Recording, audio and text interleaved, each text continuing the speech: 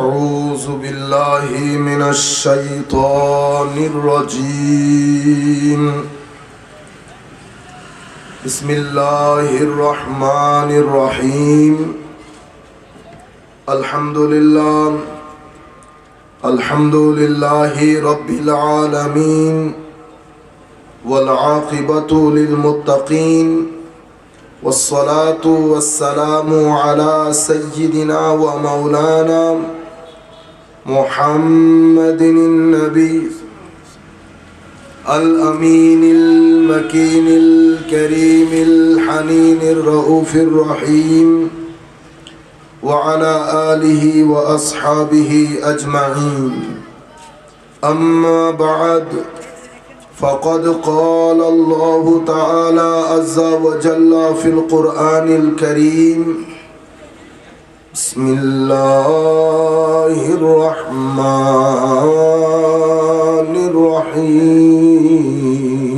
الرحيم إن الله وملائكته يصلون على النبي يا أيها الذين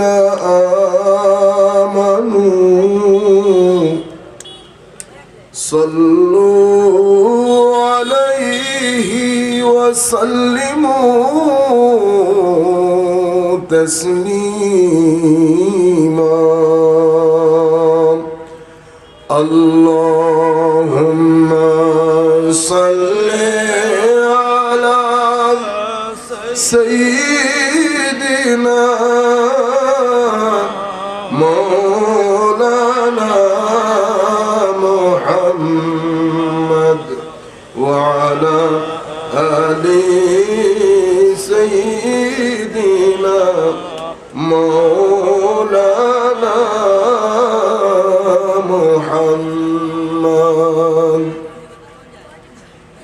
اللہ کیا جہنم اب بھی نہ سرد ہوگا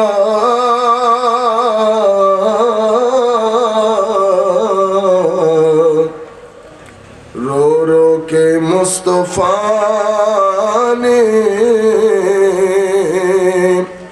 دریا بہا دیے اللہم صلی علی سیدنا مولانا محمد وعلی آل سیدنا مولانا محمد جب آ گئے ہیں جوش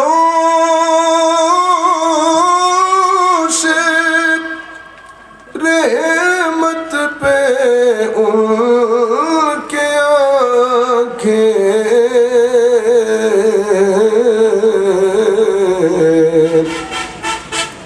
جلتے بھجا دیے ہیں روتے ہنسا دیے ہیں اللہم صلی علی سیدنا مولانا محمد وعلى آل سيدنا مولانا محمد بسم الله الرحمن الرحيم والذين آمنوا أشد حبا لله صدق الله مولانا العظيم وصدق رسوله النبي الحبيب الكريم ونحن على ذلك لمن الشاهدين والشاكرين رب صل وسلم وبارك عليه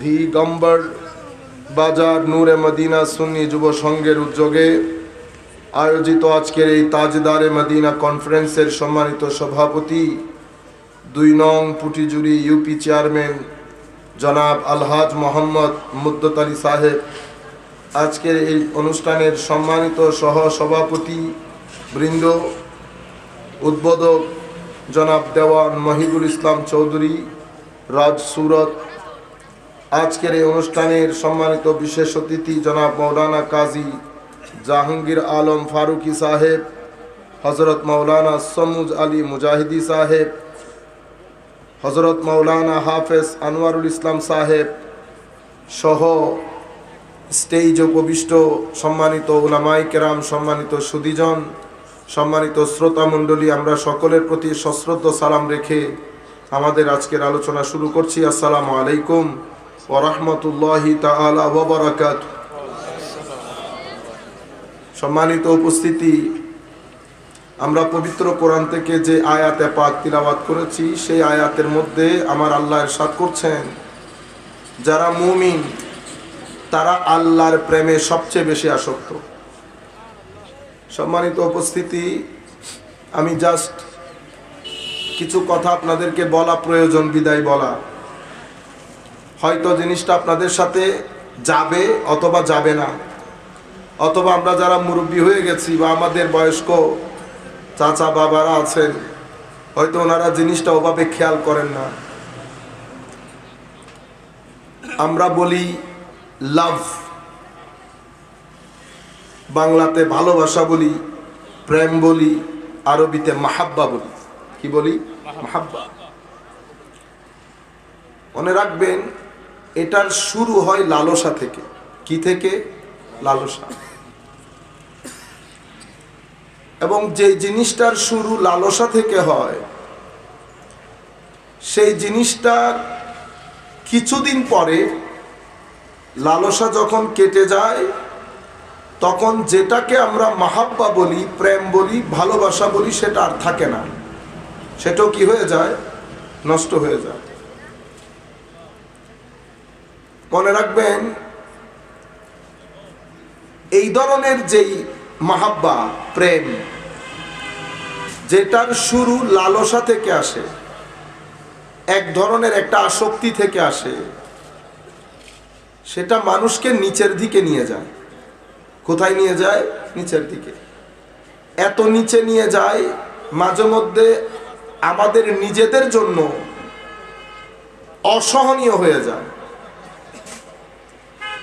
সেই কারণে কোরআনে পাকের মধ্যে আল্লাহ রাব্বুল আলামিন, হাদিসে পাকের মধ্যে আমাদের নবী সাল্লাল্লাহু আলাইহি ওয়াসাল্লাম মহব্বত এই বিষয়টাকে অনেক গুরুত্ব দিয়েছেন, এবং এই মহব্বতের মাধ্যমে সাহাবায়ে কেরাম সাহাবিয়তের মর্যাদায় পৌঁছেছেন,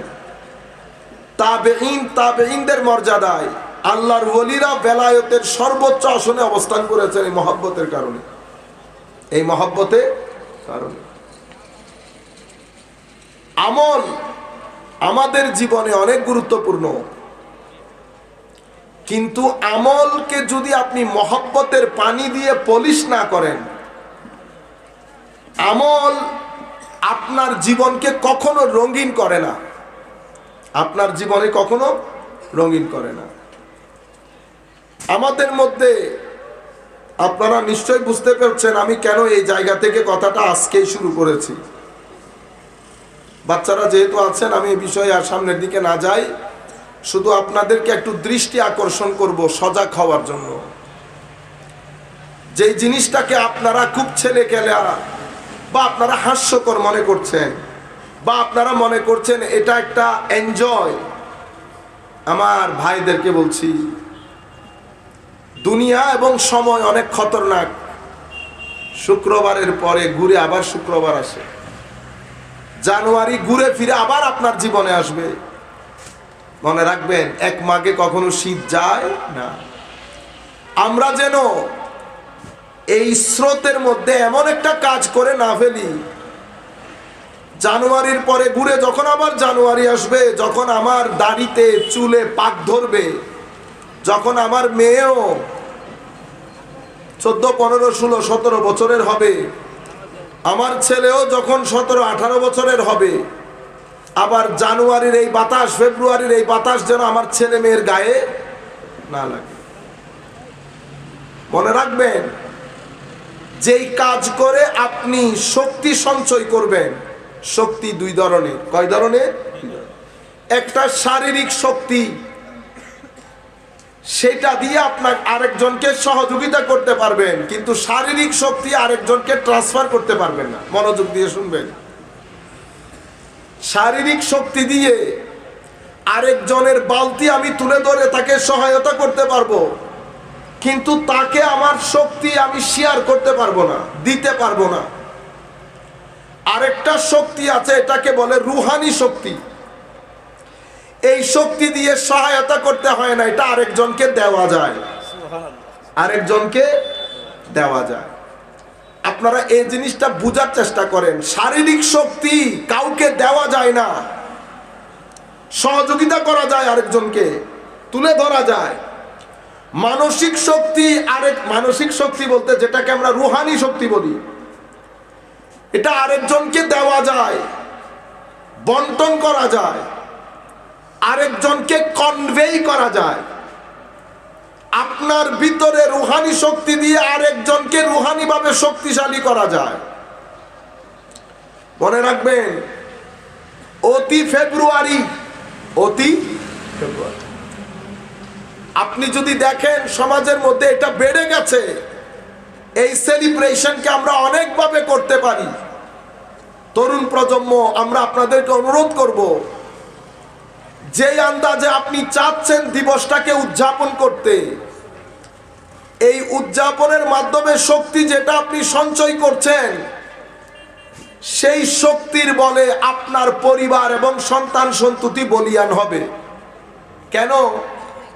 কারণ আপনার সন্তান তাই হবে যেই শক্তি আপনি ভিতরে ধারণ করেন। আপনি যেটা মুখে বলেন সেটা আপনার সন্তান সন্ততির উপর কোনো প্রভাব বিস্তার করবে না। তারা তাই হবে যা আমি। আমার ছেলে আমার মেয়েকে আমি কি বলবো, এটা দিয়ে তার চরিত্র সৌন্দর্য বা রঙিন হবে না। যেই শক্তি আমার ভিতরে আছে সেই শক্তির বলে তারা বলিয়ান হবে। আল্লাহর দরবারে ফরিয়াদ করি, আল্লাহ যেন আমাদের ভিতরে এমন শক্তির সঞ্চার না করে যেই শক্তির বলে বলিয়ান হয়ে আমার ছেলে মেয়েদের জন্য জাহান্নামের রাস্তা সুগম হয়ে যায়। কেউ চাইবে কোনো পাগল তার ছেলে মেয়ে জাহান্নামে যাক? কোনো পাগল, কোনো দুশ্মন, কোনো সুষ্ঠু বিবেক সম্পন্ন মানুষ, আমি তো চাইবো আল্লাহ কোনো ইটকেও জাহান্নামে না দেয়, ঠিক না? সুস্থ বিবেক সম্পন্ন মানুষ তো এরকমই হবে। কিন্তু আপনারা, আমি চাচ্ছি একটা ঝাঁকুনি মারি আপনাদেরকে, সেই ঝাঁকুনি যেন আমাদের গায়েও লাগে। আপনি প্রত্যেক দিন, আমি প্রত্যেক দিন যেভাবে নেগেটিভ এনার্জি বলে, এটাকে কি এনার্জি? Negative energy. বিশাল বড় জাহাজ, আপনার দৃষ্টিতে দৈত্যের মতো জাহাজ না, আগুন ধরাই দেন, কি হয়ে যাবে? পানি। পানি। এত বড় জাহাজ সেকেন্ডের মধ্যে কি হয়ে গেছে? পানি। মানুষ মারা যায়, আমাদের অনেক ভাইয়েরা জ্বালিয়ে ফেলে। ইংল্যান্ড আমেরিকার মধ্যে বিশেষ মেশিন আছে জ্বালানোর জন্য। আল্লাহ আমাদেরকে হেফাজত করুন। আমার মনে হয় সেকেন্ডও লাগে না। কি লাগে না? সেকেন্ড। এবার কি পরিমাণ আগুন, আগুনের হিট কি পরিমাণ চিন্তা করে দেখেন। আপনারা বড় তন্দুর তো দেখেছেন যেখানে রুটি বানায়, এটা এত বেশি হিট হয়, শরীরকে মোটামুটি দেওয়ার সেকেন্ডের মধ্যে ছাই হয়ে যায়। এখন আমি আপনি জিজ্ঞেস করি, তাহলে আমি কি? আমি কি? ছাই কতগুলা সেকেন্ডের মধ্যে আরেক জায়গা দিয়ে বের হয়। এত বড় মানুষ ঢুকিয়েছে এই জায়গা দিয়ে, ছাই হয়ে বের হয়েছে এতগুলা ছাই। হায় রে মানুষ, মানুষের শক্তি, মানুষের অহংকার, কত কিছু মানুষের ভিতরে। আমার আল্লাহ কোরআন শরীফের মধ্যে বলছেন, হে মানুষ, তুমি তোমার সৃষ্টি তত্ত্বের দিকে একবার তাকিয়ে দেখো, আমি তোমাকে বানিয়েছি কি দিয়ে। যাই হোক, ওই রাস্তা দিয়ে আমি না হাঁটি। আমি আপনাদেরকে বলতে চাচ্ছি, তাহলে পুরা মানুষ চাই এত বড় শিপ জাহাজ যখন পুড়িয়েছেন, পানি, বিশাল বিশাল ড্রাম ট্রাক, এটাকে যখন একটা মেশিনের মধ্যে ফেলা হয় 3 মিনিটও লাগে না। এত বিশাল ড্রাম ট্রাক ওদিকে বের হচ্ছে, এতগুলা লোহা সহ একসাথে নিয়ে, পরে দিছে আগুনে, হয়ে গেছে পানি, হয়ে গেছে পানি। তাইলে আপনি কি, আপনারা বুঝতে পেরেছেন? ঘুরে ফিরে এনার্জি, কি জিনিস? এনার্জি, ঘুরে ফিরে লিকুইড। এটার কোনো মৃত্যু নাই, এটার কোনো মৃত্যু নাই। আমার ভিতরেও আমার আল্লাহ একটা নূর জ্বালিয়েছেন। কি জ্বালিয়েছেন? নূর। আমাকে সৃষ্টি করার সময় আমার খামির যখন তৈরি করছেন আল্লাহ, সেই খামিরের মধ্যে আল্লাহ শুধু মাটি দেন নাই, মাটি দিয়েছেন, পানি দিয়েছেন, আগুন দিয়েছেন, নূর দিয়েছেন, হাওয়া দিয়েছেন। সব কিছুর সংমিশ্রণে মানুষ নামক অ্যান্টিবায়োটিক তৈরি করেছেন। মানুষ নামক অ্যান্টিবায়োটিক তৈরি করেছেন। আমাদের ভিতরে যেই নূর আল্লাহ দান করেছেন, সেই নূর আমাদের মূল এনার্জি। পৃথিবীর কোন বাঘ, কোন হরিণ, কোন সিংহ, কোন মুরগি, বাঘ কখনো বলতে পারবে না যে আজকের পর থেকে আমি বাঘের মতো আচরণ করব না। পারবে? কোন হরিণ বলতে পারবে না যে কালকে থেকে আমি বাঘের মতো আচরণ করব। মানুষকে আল্লাহ আজীব করে বানিয়েছে। সে ইচ্ছে করলে বাঘের মতো আচরণ করে, সে ইচ্ছে করলে হরিণের মতো আচরণ করে। কোন বাঘ, কোন সিংহ বলতে পারবে না আজকের পর থেকে আমি আমার এই পুরা লোকাল এরিয়াকে পরিবর্তন করে ফেলবো, এখানে কোনো জুলুম হবে না। কেউ পারবে না, এটা মানুষ পারে। আজীব করে মানুষকে সৃষ্টি করেছেন আল্লাহ, এবং এত আজিম এনার্জি মানুষের ভিতরে দান করেছেন। আমি এই জায়গাটা আপনাদেরকে বুঝাতে চাচ্ছি। কাশ যদি আপনারা বুঝতে পারতেন এই জায়গাটা, তাহলে আপনাদের নিজেদের জীবন অনেক কন্ট্রোল করতে পারতেন, মনিটরড হতো। আমি পয়েন্ট বুঝাইতে চাচ্ছি।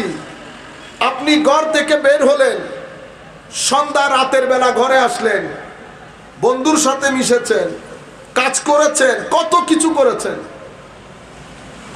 একটা হাওয়া লেগেছে আপনার শরীরে, শীতের হাওয়া লেগেছে, সর্দি লেগে গেছে না? সর্দি কি সব সময় হয়? সব সময়। আবহাওয়ার কারণে সর্দি লেগে গেছে। একটা সর্দি নাকে লাগে, আরেকটা সর্দি ভিতরে লাগে। ভিতরে লাগে। ভিতরের সর্দি লাগলে কি হয়, আর নাকের সর্দি লাগলে কি হয়? নাকের সর্দি লাগলে শরীর খারাপ করে। ভিতরের সর্দি যদি লেগে যায় তো ভিতরের জগৎ অন্ধকার হয়।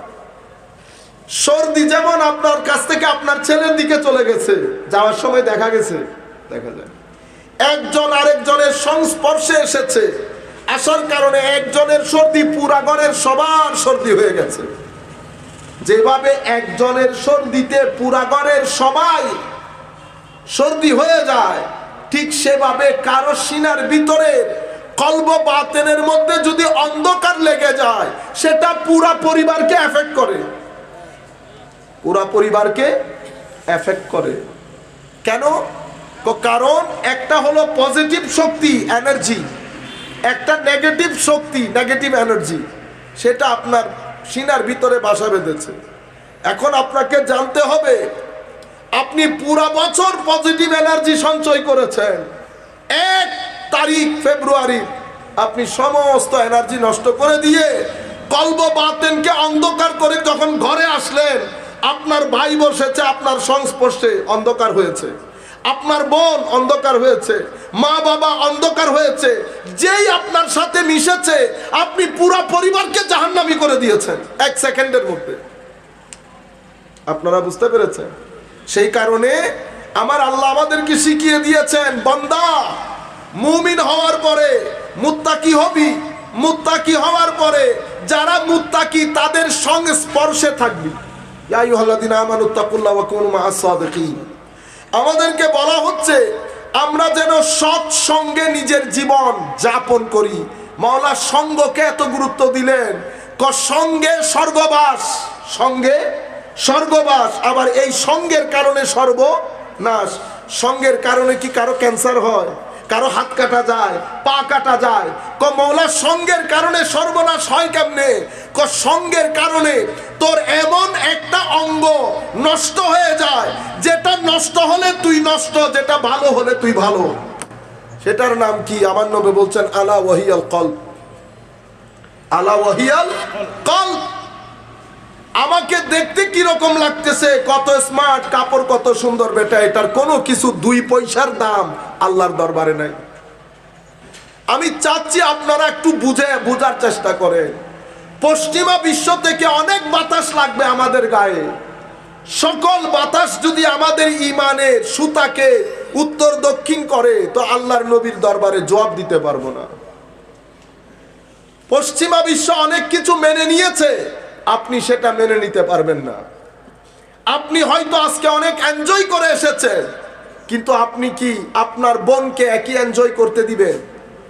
কোন মায়ের ছেলে করতে দিবে? কোন বাবা তার মেয়ের ব্যাপারে চিন্তা করবে এটা? বেটা আপনি যাকে অনুসরণ করছেন তাদের সমাজের মধ্যে ভাই বোন ছেলে মেয়ে কিছু যায় আসে না, কিছু যায় আসে না। আপনারা বুঝতে পারছেন? সুতরাং আমরা ঘৃণার সাথে এই সমস্ত দিবসগুলাকে কি করব না করব। মিডিয়াতে প্রচার করবে, নাটক সিনেমা বানাবে, কারণ মিডিয়া ওই টাকা দিয়েই চলে। তারা আমাদের বাঙালি সংস্কৃতিকে রিপ্রেজেন্ট করে না। বুঝতে পেরেছেন? আমরা এখনো সিলেটি ভাষায় কথা বলি। আমাদের ঘরে আপনাদের ঘরে কি আপনারা ইংরেজি ভাষায় কথা বলেন? তারা ইংরেজি ভাষায় কথা বলে। বুঝতে পেরেছেন? তারা ভাষা বলে ব্যবহার করে ইংরেজি। ছেলে মেয়েদেরকে খাওয়ায় বার্গার, ছেলে মেয়েদেরকে খাওয়ায়, পরনের কাপড়টাও পশ্চিমা বিশ্বের টিভি সিনেমার মধ্যে বসে আমাদেরকে বাঙালিয়ানা শিখায়, 21শে ফেব্রুয়ারির ভাষা শেখায়। কিন্তু আপনি যখন আমরা সঞ্চালনা করি 10টা ইংরেজি শব্দ ব্যবহার করলে একটা বাংলা বলি, কারণ ইংরেজি না বললে ইজ্জত থাকবে না। ইজ্জত কত কঠিন জিনিস দেখছেন। যাই হোক বেটা, আমি আপনাদেরকে যেটা বুঝাতে চাইতেছি এটা একটু বুঝার চেষ্টা করে, এটা একটু বুঝার চেষ্টা করে। প্রেম ভালোবাসার রাস্তায় কিনা পাওয়া যায় না। এটা অনেক উঁচু মানের একটা সম্পদ, উঁচু মানের একটা সম্পদ। এটার শুরু আছে, এটার শেষ নাই। আপনার আমার আমরা এখন যেই প্রেমে আসক্ত হয়েছি বেটা, এটা যখন আমরা নৈকট্যে চলে আসি 3 দিনের মধ্যে এটা শেষ হয়ে যায়। কিন্তু আসল মহব্বত যখন নৈকট্যে চলে আসে এটা আরো বেড়ে যায়, এটা বাড়তে থাকে, বাড়তে থাকে। এমন বাড়ে মাসুক আসে, হাবিব মাহবুব, এমন বাড়ে হাবিব নিজের মাহবুবকে ডেকে উপরে তুলে কোন কোন জায়গার মধ্যে সফর করাচ্ছেন মহব্বতের কারণে। এজন্য আমার আল্লাহ বলছেন ওয়াল্লাযীনা আমানু আশাদ্দু হুব্বান লিল্লাহ। যারা মুমিন, যারা আমাকে মেনে নিয়েছে, যারা রাসূল মেনেছে, দ্বীন মেনেছে, তাদের সর্বোচ্চ মহব্বতের জায়গায় কে থাকবে? আমি থাকবো।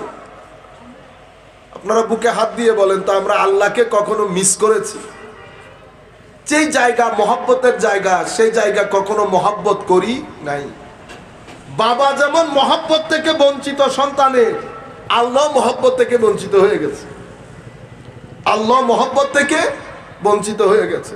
আমাদের সন্তানেরা অনেক সময় হয় না, বাবাকে বলিয়েন না বেটা, রগরেশাই কিন্তু বাবার টাকা, ঠিক না? যেই মানুষটার এত স্যাক্রিফাইস, সেই মানুষটার ব্যাপারে আমরা অলওয়েজ বেশিরভাগ ক্ষেত্রে উদাসীন থাকি। অনুরূপভাবে আমরা আমার আল্লাহ, আমার স্রষ্টা আমাকে খাওয়ান, আমাকে পড়ান, আমাকে সুস্থতা দান করেন, আমাকে সুস্থ রাখেন। আমি যখন বেসাহারা হয়ে যাই সাহারা দান করেন। তুমুল বর্ষণ যখন আমার মাথার উপর পড়ে আমার আল্লাহ ছাতা ধরে রাখেন। যখন আমার কেউ থাকে না আমার আল্লাহ অর্ধরাত্রিতে এসে আমাকে বলে বান্দা কারো দিকে তাকাইতে হবে না, আমি আছি, আমি আছি। টাকা লাগলে আমাকে বলবি, অসুস্থতা আমাকে আমার সাথে শেয়ার করবি, কি লাগবে আমাকে বলিস, আমি রব্বুল আলামিন, আমি তোর প্রতিপালন করি, তোর প্রয়োজন মিটাই, তোর প্রয়োজন মিটাই। মানুষকে সহযোগিতা কর, আমি তোকে সহযোগিতা করব। মানুষের দুষ্ত্রুটি গোপন কর, আমি তোর দুষ্ত্রুটি গোপন করব। ওয়াল্লাহি ফি আউনিল আবদি মা কানা আল আবদু ফি আউনি আখি আও কামা ক্বালা নবী সাল্লাল্লাহু আলাইহি ওয়াসাল্লাম। আমার নবী বলছেন আল্লাহর সুন্নত হচ্ছে আল্লাহ অবশ্যই আপনাকে সহযোগিতা করবে যদি আপনি মানুষকে সহযোগিতা করেন। আল্লাহর বান্দাদের প্রতি আল্লাহর প্রেম দেখেন। মাওলা অনেক গুনাহ করেছি, কিয়ামতের ময়দানে যদি আপনি সবার সামনে বলে দেন আমি তো বড় দুঃখে পড়ে যাব। আমার আল্লাহ বলছেন আমি গোপন করব, তুইও আমার বান্দার দোষ গোপন করিস, তুইও আমার বান্দার দোষ গোপন করিস। মানুষ মদ্যপান করে, আমাদের চোখে লাগে বেশি। ঘরে বসে সারা দিন ভাই বোনের গীবত করি, এটা আমাদের চোখে লাগে না। মদ্যপানের গুনাহ বেশি না গীবতের গুনাহ বেশি? গীবতের গুনাহ বেশি। মদ্যপান যিনি করছেন উনি শুধু নিজের উপর নিজে জুলুম করছেন। গীবত যিনি করছেন উনি নিজের উপর নিজে জুলুম করছেন এবং মানুষের উপর জুলুম করছেন। দুইটা হয়ে গেল না? আমরা সারা দিন বা জামাত, এখন তো আরো আজীব হয়ে গেছে আমাদের ঘরগুলা। গত 20 বছরে আমাদের ঘরগুলার মধ্যে আমাদের মা বোনরা বেপরোয়া হয়ে গেছে। আমাদের মা বোনরা তো কেবলা বাপের বাড়ির দিকে করে ফেলেছে, শ্বশুর বাড়ির দিকে কথা বলা যাবে না। 20 বছর, গত 20 বছর ধরে এই প্রজন্ম, আমাদের প্রজন্ম, আমরা তো আল্লাহকে অত ভয় করি না যত ভয় আমরা ঘরের বউকে করি। ঠিক, আপনারা বুঝতে পেরেছেন? কি আজীব বাঙ্গন তৈরি হয়ে গেছে। আপনি প্যাসেঞ্জার যখন ড্রাইভিং সিটে বসে যাবে অ্যাক্সিডেন্ট হবে, অ্যাক্সিডেন্ট হবে। আমার আল্লাহ যাকে ড্রাইভিং সিটে বসিয়েছেন তাকে আপনি ড্রাইভিং সিটে রাখেন, যাকে পাশের সিটে বসিয়েছেন তাকে পাশের সিটে রাখেন। যদি আগের লোক পিছনে, পিছনের লোক আগে চলে আসে, দেখছেন না ওয়াজ মাহফিলে কি হয় এখন? মারামারি হয়, কাটাকাটি হয়, হ্যাঁ, ওয়াজ জমে, ওয়াজ জমানোর জন্য গান করে, সবকিছু না। কারণ যাকে আপনি মাদ্রাসার লাস্ট টেবিলে বসানোর কথা তারে বসাই দিয়েছেন প্রধান অতিথি চেয়ারে। কর কানটা যে মুসরাইতে পারে না, যেই ব্যক্তির জীবনে মাদ্রাসার মাস্টার ডিগ্রিতে কোনোদিন এক পাতা কোরআন শরীফের তফসির পড়াই নাই, সে চলে এসেছে মুফাসসিরে কোরআন হিসেবে মাহফিলে তফসির করার জন্য। তো মাহফিলে তফসির ভাই আপনি কেমনে করবেন? আর আপনারা লিখে দিয়েছেন আন্তর্জাতিক মুফাসসিরে কোরআন। তো আপনি যখন বলবেন আন্তর্জাতিক, তো আমি আপনাকে জিজ্ঞেস করব না আপনি তফসিরুল কোরআনের উপর কোন আর্টিকেল আন্তর্জাতিক পত্রিকা, আন্তর্জাতিক পাবলিকেশনের মধ্যে পাবলিশ করেছেন? আমি জিজ্ঞেস করব না কোন বিশ্ববিদ্যালয়ে আপনি তফসিরের কনফারেন্সের মধ্যে নতুন তথ্য দিয়েছেন? আমি প্রশ্ন করব না বাংলাদেশের কোন বড় বড় সিনিয়র মুফাসসিরিনদেরকে পড়িয়েছেন? আমি প্রশ্ন করব। এটাও না, ওইটাও না, এটাও না। বাংলাদেশের কোন মাদ্রাসায় কোনোদিন পড়িয়েছেন? কোন আমি তো পড়াই না। তো আপনি কি? আমি হচ্ছে বিশিষ্ট মিডিয়া ব্যক্তিত্ব। বিশিষ্ট কি? আজীব আজীব আমাদের দেশে। আমি এই জন্য এই সময়টাকে নাম দিছি কি জানেন? Age of lock-up. Age of lock-up. এটা হলো যত লকআপ লাগাইতে পারে, যত লকআপ লাগাইতে পারে। আমাদের মতো আর কি, কলসি খালি, কলসি খালি। আমাদেরকে আপনারা অনেক কিছু মনে করেন না। তা আমরা কি, এটা তো আমার চেয়ে তো আর কেউ বলা জানে না। আমরা ইংল্যান্ডের মধ্যে এক আফ্রিকান ছেলে জিজ্ঞেস করতেছে আমাকে, হুজুর আপনার দৃষ্টিতে বর্তমান সময়ে কিয়ামতের সবচেয়ে বড় আলামত কোনটা? আলাম কিয়ামতের সবচেয়ে বড় আলামত হলাম আমি। তো মনে করতেছে আমি জোক করতেছি। ও বলতেছে না আমি জোক করতেছি না, আই এম নট জোকিং। আলাম I am not joking too. আমিও তো জোক করতেছি না, আমি সিরিয়াসলি বলতেছি। কেন? আমি বললাম যদি কিয়ামত না আসতো, নিকটে না আসতো, তো আমাদের মতো জাহেল মূর্খ আল্লাহ রসুলের মিম্বরে দাঁড়িয়ে হাত নাড়াই কথা বলতে পারতো। হাত নাড়াই। আজ থেকে 30 বছর আগে, 20 বছর আগে মাহফিল কারা করেছে? আমাদের চট্টগ্রামের মধ্যে, আপনাদের এই অঞ্চলও সেম। মাহফিলে ওয়াজ করতেছে ওবাইদুল হক নইমি শেরে মিল্লাত, সবাই বলতেছে কি হাশিমি সাহেব হুজুর এখনো আসে নাই। ওরে বাবা, ইমামে আহলে সুন্নাত আসতেছে, হুজুর হাশিমি সাহেব নামছে আসতেছে। হাশিমি সাহেব হুজুর ওয়াজের পরে এখন কে করবে? আল্লামা আজিজুল হক আল কাদেরী। তারও আগে চলে যান, ওয়াজ কে করতেছে? হুজুর আবেদ শাহ মুজাদ্দিদি তশরিফ এনেছে। কে এনেছে? এগুলা কি আমি 200 বছর আগের কথা বলতেছি আপনাদেরকে? আমি মাঝে মধ্যে চিন্তা করি পতন হয় আর কি, একদম এরকম পতন, একদম এরকম লোহা কাগজ হয়ে যাওয়া, আজীব মাহল তৈরি হয়ে গেছে। আমাদের ছেলেরা ইনারা মাহফিলকে মনে করে এটা গানের আসর। ধরেন আগে যে ছিল মুর্শিদি গান ইনারা, তো উনারা বিসমিল্লাহ করে চলে আসেন, আসো আজকে অমুক জায়গা অমুক আসতেছে, জমবে। কি হবে? জমবে। এখন তো মাহফিল হয়ে গেছে 2-3 ধরনের। একটা জমাইন্না মাহফিল, যিনি এসেছি ওনারও অজু নাই, যিনি শুনতে এসেছেন তারও অজু নাই।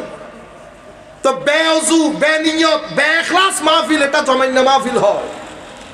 এই ধরনের মাহফিল আমার নবীর দ্বীনের জন্য হুমকির সম্মুখীন, হুমকি স্বরূপ। দ্বীনের, শরীয়তের, তরিকতের, মারেফতের গায়রত নষ্ট হয় এই ধরনের প্রোগ্রামের মাধ্যমে। তো আপনি এসে এটারে আরো তেল লাগাইলেন, বেটা সুন্দর লাগলো জিনিসটা, এটা কইরেন না। আমল না করি, অন্তত আমার নবীর দ্বীনের গায়রত যেন, হুরমত যেন নষ্ট না করি। আমার নবীর দ্বীনের হুরমত যেন কেন করবেন না? কারণ আপনারা এখানে মানুষ বসেছেন, হয়তো সর্বোচ্চ 500 হবে। এই যে মিডিয়াগুলা দেখতেছেন এখানে 3-4টা চোখ, এই চোখ এই মাহফিলটা পৃথিবীর আনাচে কানাচে ছড়িয়ে দেবে। মানুষ 3 ধরনের হয়। এক ধরনের মানুষকে আমরা বলি কনসেপ্টিভ মাইন্ডসেটের মানুষ, এরা ইন্টেলেকচুয়াল টাইপের হয়, অনেক ইন্টেলিজেন্ট হয়, ভালো ভালো বিশ্ববিদ্যালয়ে ভালো ভালো বিষয় পড়ে, এদের চিন্তা চেতনা এক ধরনের। আরেক ধরনের লোককে আমরা বলি পারসেপটিভ মাইন্ডসেটের লোক, এরা এক ধরনের মাইন্ডসেটের হয়, আরেক ধরনের ইমোশনাল হয়। আপনি যখন তকরির করলেন, আমাদের পুরা রাষ্ট্রের মধ্যে লেখাপড়া আলা লোক ওরা উপরের দিকে চায়, পুরা রাষ্ট্র, ওরা 10 জন হোক আর 15 জন হোক, রাষ্ট্র পরিচালনা করে তারা। আপনি কি করলেন? আপনি মানুষগুলা যখন 10,000 মানুষ দেখছেন, আপনি এটাকে বাংলাদেশ মনে করছেন। বাংলাদেশে আমার ভাই 20 কোটি মানুষ মিনিমাম, কম করে হলো 20 কোটি। 10,000 মানুষ দেখে এরকম বেহুশ হয়ে গেলেন, আপনি বুঝতেও পারেন নাই। আপনার এই প্রোগ্রাম লক্ষ লক্ষ মানুষ অনলাইনের মাধ্যমে দেখে, ঠিক না? আপনি 10,000 মানুষকে হাসাইছেন, কি কি বলছেন, মাঝে মধ্যে তো গায়েব হয় না, আগুন ধরে যাওয়া। এটা আমার নবীর দ্বীন, দ্বীন এভাবে পড়ে। এটা আমার নবীর শরীয়ত তরিকতের বাগান।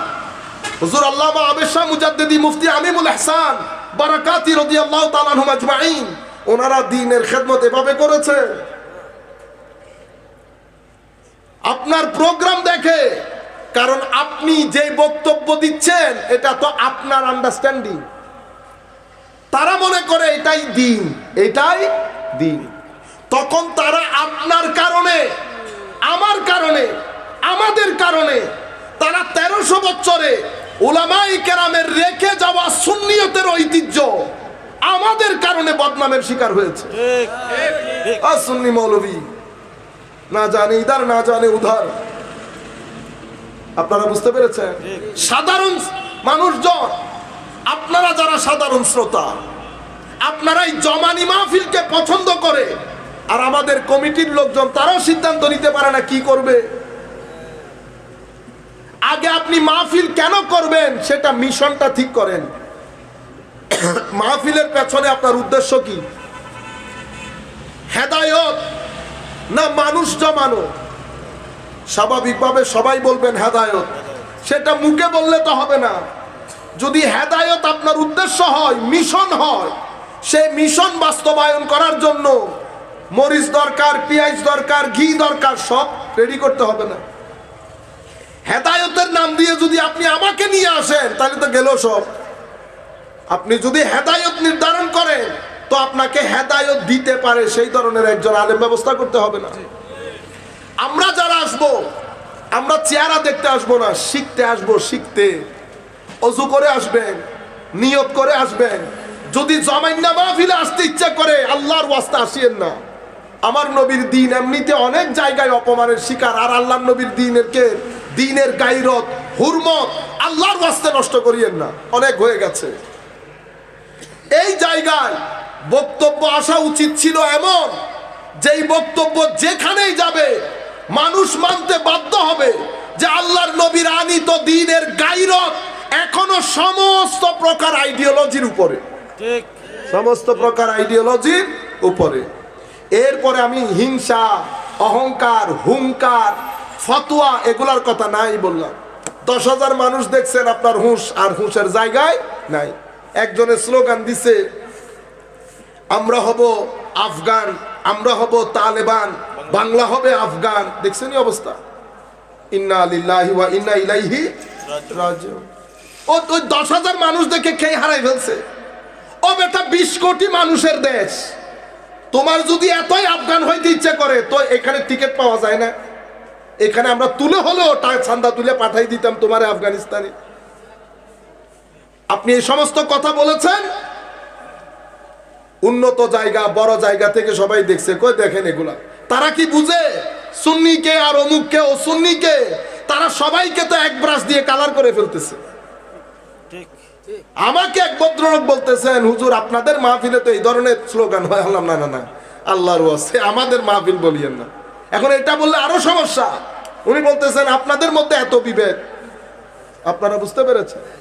আপনি দ্বিমত পোষণ করেন বেটা, আমার কোনো অসুবিধা নাই, সেটা যেই ব্যক্তি হোক। কিন্তু মাহফিলের মধ্যে বসে যদি আপনি বলেন আছে কোনো মায়ের ছেলে আমার সাথে বসবে, মাহফিলে আপনি ওয়াজ করতে আসছে, মায়ের ছেলে খুঁজিয়েন না।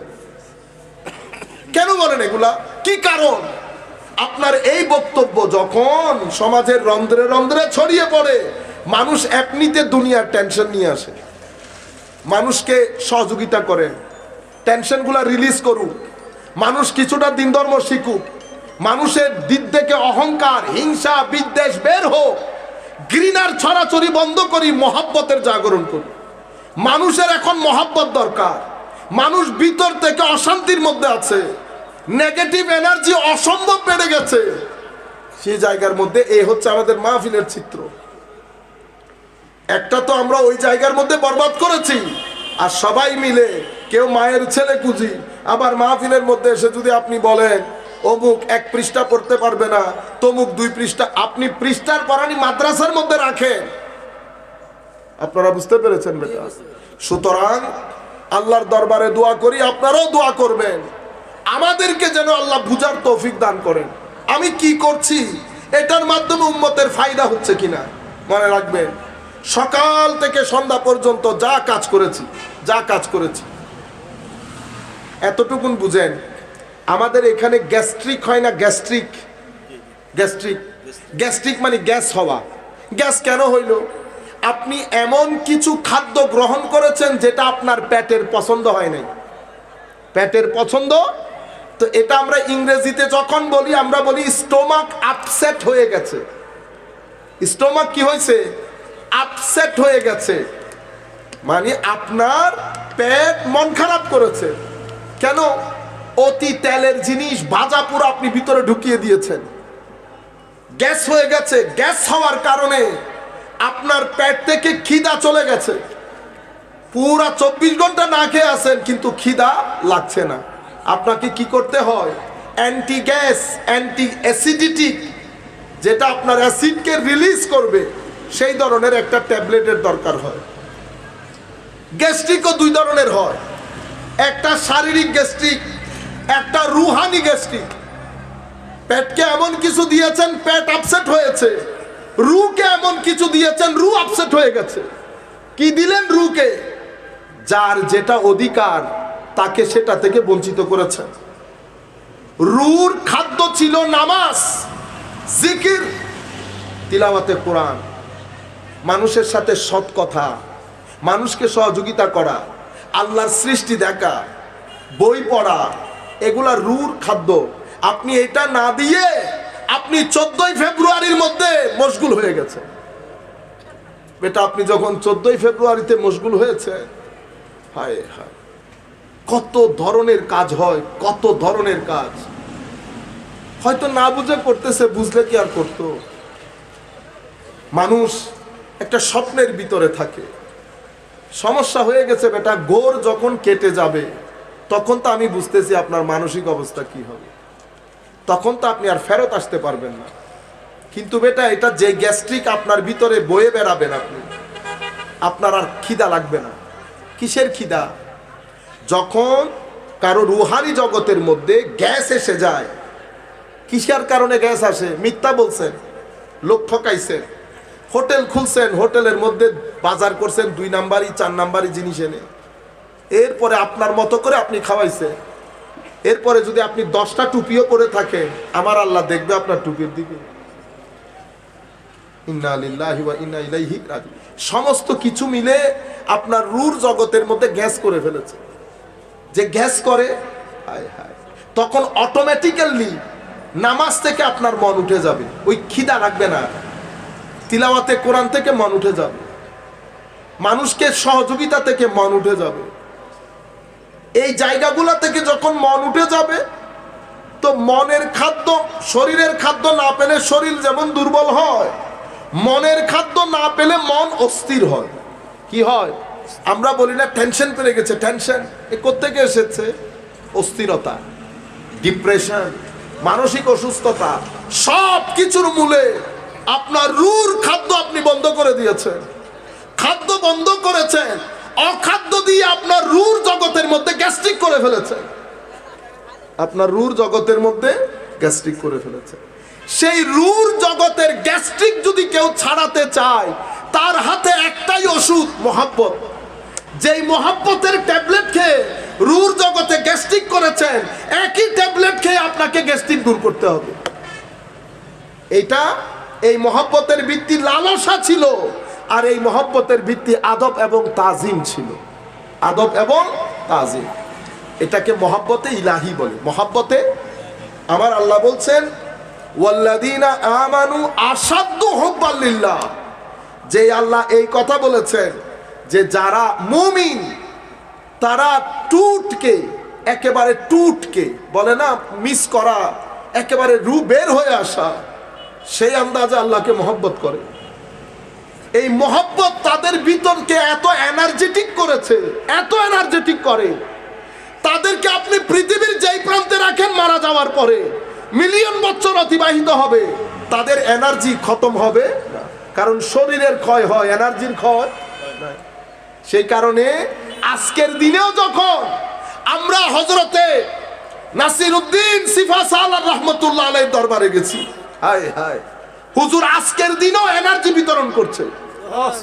আজকের দিনও আপনারা দেখবেন যারা মাজারকে অপছন্দ, আমি জানি অনেকে আমার বক্তব্য শুনতে আসেন হয়তো পছন্দ করেন না, আমি পছন্দ না করেন ভাই, পছন্দ না করে অনেক কিছু করেন না আপনারা। আজকে ফেব্রুয়ারির দিনে অনেক কিছু করেন নাই পছন্দ না হওয়া সত্ত্বেও।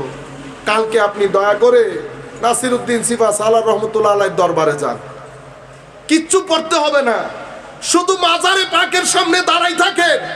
যদি আপনার রূঢ় মধ্যে, যদি আপনার রূঢ় মধ্যে একটু হলেও তাসির না হয়, তো আমাকে এসে বললেন। এটা হতে পারে না আপনি এনার্জির সামনে দাঁড়াবেন, আপনার দিল ঘামবে না, এটা হতে পারে না। কারণ এনার্জির, আমি বলতেছি না বিজ্ঞান, এরা যারা বিজ্ঞান পড়ে বিজ্ঞান বলতেছি, তা আমি বলতেছি না।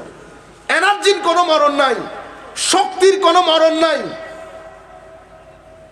শরীর ধ্বংস হয় হয়তো, যদি শক্তির মরণ থাকতো তো আল্লাহর ধরতির মধ্যে কিছু মানুষ আল্লাহ এমন বানিয়েছেন, এরা বাশার কিন্তু এরা নবী।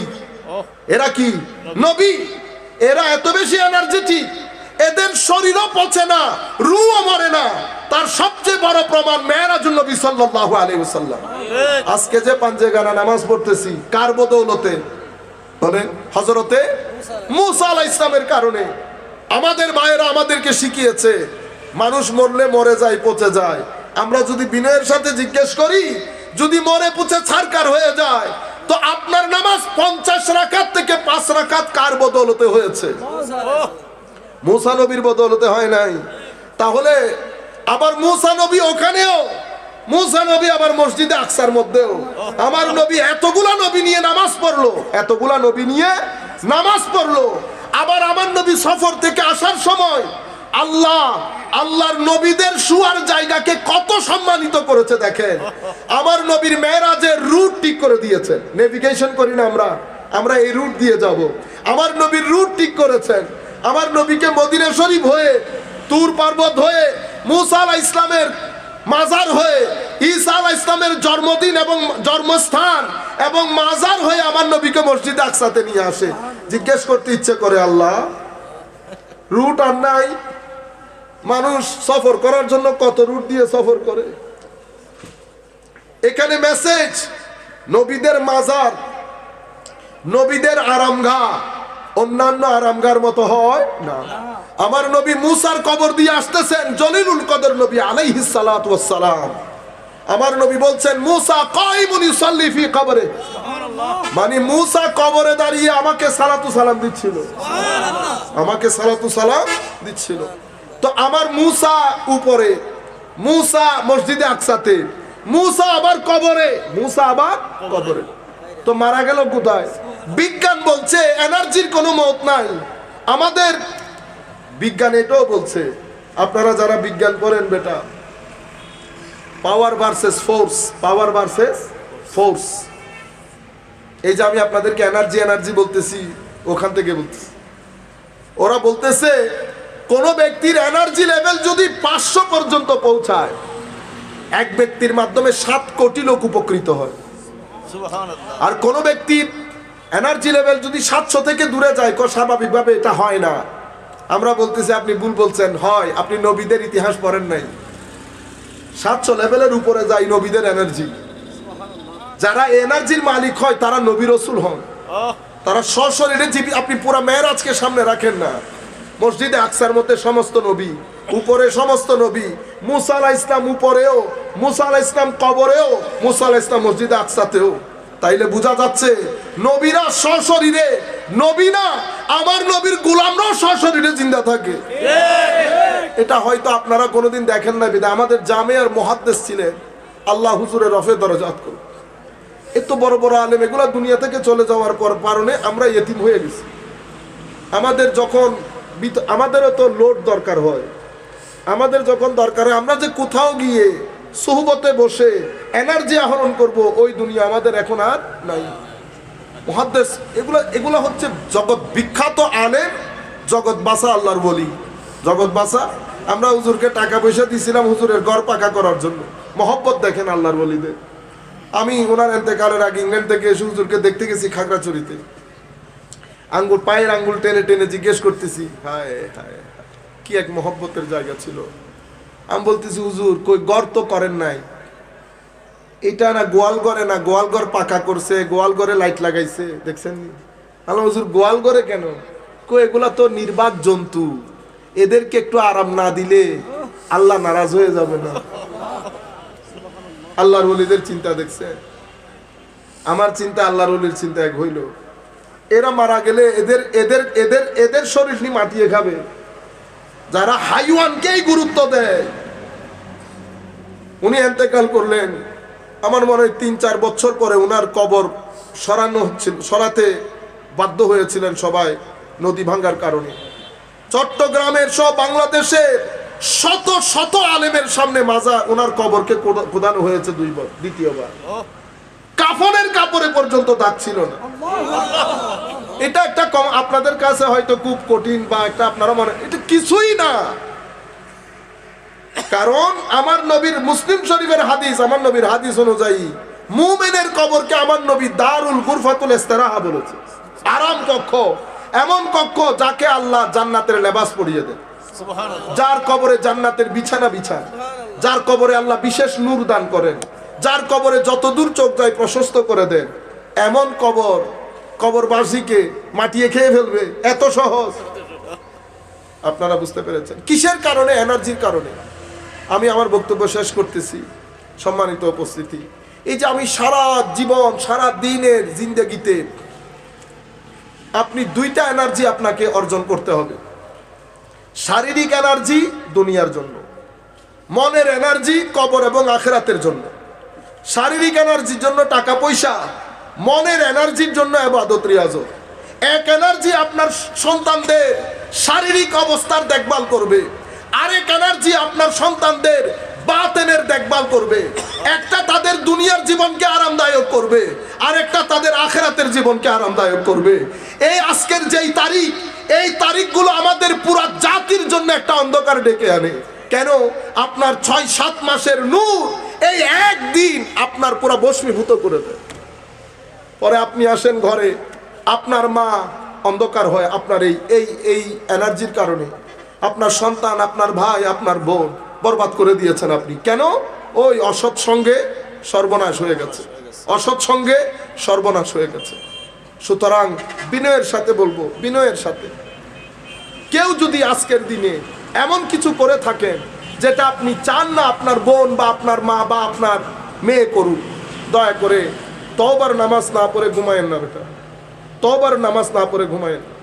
আমি বড় মহব্বতের সাথে, আল্লাহ মহব্বত করবেন অনেক, আল্লাহ দয়া করবেন আপনাদের উপর।